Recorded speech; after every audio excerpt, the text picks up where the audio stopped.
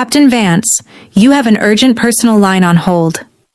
When my commanding officer handed me the secure phone at 2 in the morning, I expected news of an emergency deployment. Instead, the trembling voice on the other end shattered me. Nora, please, they locked the door. I haven't eaten in 2 days. Please come get me. It was my 78-year-old grandmother, Evelyn. My name is Nora Vance. I am 29 years old, and as a captain stationed at Fort Carson, I've faced high-pressure combat situations, but nothing prepared me for the betrayal waiting 400 miles away. My wealthy parents had promised to place her in a luxury care facility while I was stationed away. What I uncovered when I kicked open the doors of that locked ward didn't just expose an abusive facility, it blew the lid off a dark family conspiracy. Stay until the end and tell me in the comments what city you're watching from. My name is Captain Nora Vance. At 29 years old, discipline and calm under pressure were second nature to me. Serving as a logistics officer at Fort Carson, Colorado, I had learned to manage high-stakes crises without flinching. But none of my tactical training prepared me for the call that shattered the quiet of the operations center at 2 in the morning. The secure line blinked red. When I pressed the receiver to my ear, I didn't hear a command briefing. I heard ragged, terrified sobbing. Nora, please, baby, help me. They took my phone. I'm hiding in the laundry closet. They locked the hallway doors and haven't given us food in 2 days. Please, Nora, they're hurting us. It was my 78-year-old grandmother, Evelyn. Evelyn was the woman who had raised me when my own parents were too busy chasing corporate status and high society clout. She had bandaged my scraped knees, sat in the front row at my West Point graduation, and pinned my captain's bars to my uniform. 6 months ago, my parents promised me they had moved her into a premier assisted living community near Denver while I was on active duty. Hearing her voice cracked with sheer terror turned my blood to ice. My hands gripped the desk until my knuckles turned stark white. I marched straight into Major Harris's office, requested 72 hours of emergency compassionate leave, and sprinted to my truck. I had 400 miles of highway ahead of me, and nothing on earth was going to stop me. The sun was barely cresting the jagged horizon when I pulled my truck into the cracked asphalt driveway of Meadowview Senior Living. The glossy promotional brochures my mother had sent me depicted sprawling manicured gardens, smiling nurses, and vibrant sunlight. What stood in front of me was a bleak, 2-story concrete compound enclosed by a rusted chain-link fence, nestled far down an isolated county road. I cut the engine, still in my Army combat uniform, and walked briskly through the sliding glass front doors. The lobby smelled sharply of bleach and stale air. Behind a high reception desk sat an administrator in a tailored blazer, sipping coffee next to a security guard who barely looked up from his phone. "Can I help you?" the administrator asked, eyeing my uniform with mild annoyance. Her name tag read Director Sterling. "I'm Captain Vance. I'm here to see my grandmother, Evelyn Vance, room 104. Director Sterling's polite mask tightened instantly. "Visiting hours do not begin until 10 o'clock, Captain. Furthermore, Mrs. Vance is currently under specialized medical observation. She has experienced severe episodes of cognitive decline and combative behavior. Family visits are restricted for her own safety." "She called me at 2 in the morning begging for help," I replied, my voice dropping to a low, rigid command tone that brooked no debate. "I drove 5 hours across the state to check on her well-being, and I am not leaving this lobby without seeing her." "I suggest you leave before I call the local authorities," Sterling snapped, reaching for her desk phone. "Call them." I stepped forward, resting my hands flat against the counter. "Because until they arrive, I am exercising my rights as her designated next of kin, and you are standing between an officer and her family." I pushed past the heavy fire door into the restricted south corridor, ignoring Director Sterling's shrill protests echoing behind me. The hallway was dimly lit, lined with stripped doors and the faint sound of rattling metal.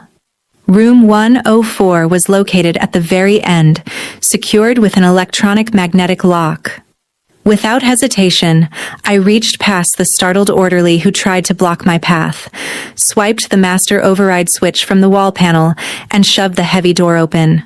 The scene inside made my stomach drop.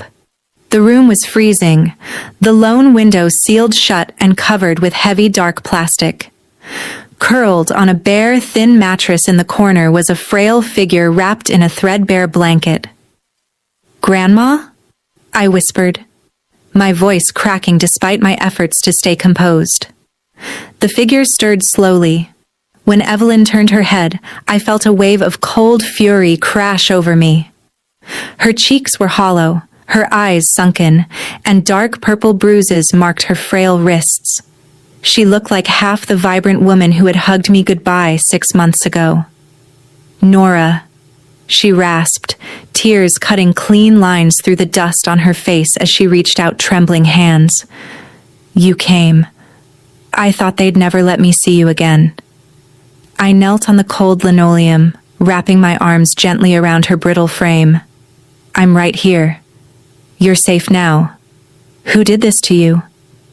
She clutched my tactical sleeve with desperate strength. "They took everything, Nora. Your father and Victoria. They brought papers every week. Said if I didn't sign, I wouldn't get my meals or my heart medication. Look under the mattress, baby." I hid what I could. I lifted the corner of the stained mattress. Stuffed inside the split seam was a manila folder filled with financial authorizations, power of attorney transfers, and property deeds, all bearing Grandma's forged, shaky signature alongside my father's distinct corporate seal. Sitting beside Grandma Evelyn on that cold floor, the full scope of the treachery came into focus. Through ragged breaths, she explained the calculated scheme my parents, Richard and Victoria, had orchestrated behind my back. They hadn't placed her in Meadowview for specialized medical care. They had dumped her here to force her silence. The 100-acre family ranch and her multi-million-dollar trust fund were the true prizes. Because Grandma had adamantly refused to sell the ancestral land to Richard's reckless property development firm, they devised a sinister shortcut. They paid off Director Sterling with lucrative monthly consulting stipends to keep Evelyn strictly isolated, heavily sedated, and cut off from outside communication.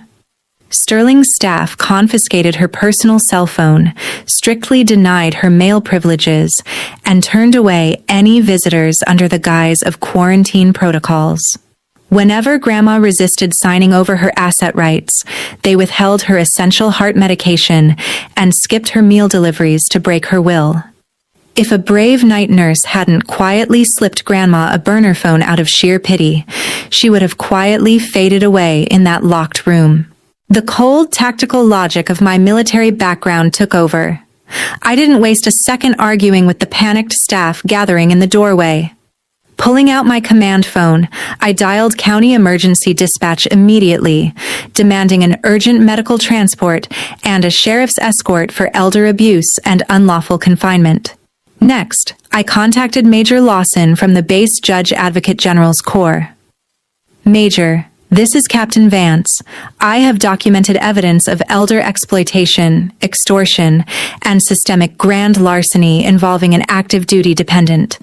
I need immediate state protective services mobilized and a legal freeze placed on all pending county property deeds." Within 20 minutes, the wail of approaching sirens sliced through the quiet morning air. As the paramedics gently moved Grandma into the ambulance, I secured the folder containing the forged documents inside my jacket.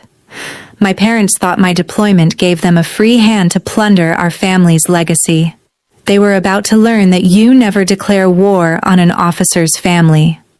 The grand ballroom of the Lakewood Country Club was filled with laughter, clinking crystal, and soft jazz when I arrived. My parents, Richard and Victoria, were hosting a private luncheon to celebrate what they called their historic real estate expansion. Standing beside a towering champagne pyramid, my father wore a bespoke charcoal suit, beaming with the smug self-assurance of a man who believed he had outsmarted the world. My mother stood next to him in a glittering emerald gown, flashing a diamond bracelet purchased with money that wasn't hers. The heavy double doors swung open, and the room went dead silent. Still wearing my duty uniform, combat boots echoing sharply against the polished marble floor, I marched straight down the center aisle. Whispers rippled through the crowd of wealthy business partners, local politicians, and board members. Richard's easy grin froze, his complexion draining to the shade of chalk. "Nora?" my father stammered, stepping forward and attempting a strained laugh. "Darling, what a surprise. You should have told us you were on leave. Everyone, this is our daughter, Captain Vance." "Save the performance, Richard," I said, my voice cutting through the hall with parade ground authority. I stopped 2 feet in front of him and pulled the manila folder from beneath my arm. "Nora, lower your voice," Victoria hissed, clutching her wine glass with white-knuckled fingers. "You're making a scene in front of our investors." "You want to talk about investments, Victoria? Let's discuss room 104 at Meadowview." I slammed the folder onto the head table, scattering the pristine floral centerpieces. "Let's talk about the 78-year-old woman you locked away in a freezing backward, starved, and denied heart medication so you could forge her signature on transfer deeds." A collective gasp echoed across the room. Several board members pushed back their chairs in disbelief. "That's absurd," Richard shouted, sweating through his collar. "She's senile. We have legal power of attorney." "You had a forged document backed by illegal kickbacks to Director Sterling," I replied calmly, pointing toward the large arched windows overlooking the driveway. "And while you were drinking vintage champagne, the state police and the Adult Protective Services Task Force were securing the perimeter." Right on cue, 2 sheriff's deputies and an investigator from the state attorney general's office entered the ballroom, handcuffs gleaming under the chandeliers. The party was officially over. The collapse of my parents' empire happened with the precision of a coordinated strike. As the sheriff's deputies escorted Richard and Victoria out of the country club in handcuffs, their wealthy associates turned their backs, hurriedly exiting through the side doors to distance themselves from the scandal. The scene was captured on dozens of smartphone cameras, destroying my father's corporate reputation within minutes. At Meadowview Senior Living, the fallout was swift and decisive. Armed with the forensic medical reports from the county hospital and the financial records I retrieved, the state health department executed an emergency shutdown of the facility. Director Sterling was taken into custody on site.